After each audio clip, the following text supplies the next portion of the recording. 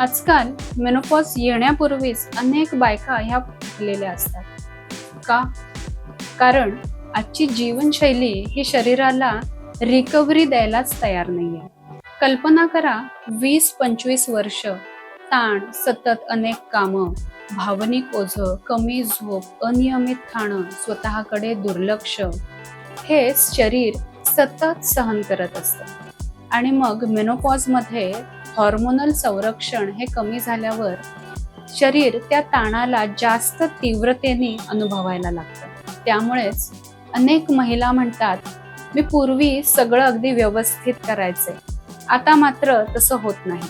कारण शरीर कमजोर झालेलं नसतं, शरीराची सहन करण्याची क्षमता बदललेली असते. आणखी एक महत्त्वाची गोष्ट, इस्ट्रोजेन शरीरातली सूज नियंत्रित करायला मदत करतं. जेव्हा ते कमी होतं, सांधे दुखू लागतात, शरीराची रिकव्हरी ही कमी होऊन जाते, थकवा वाढू लागतो.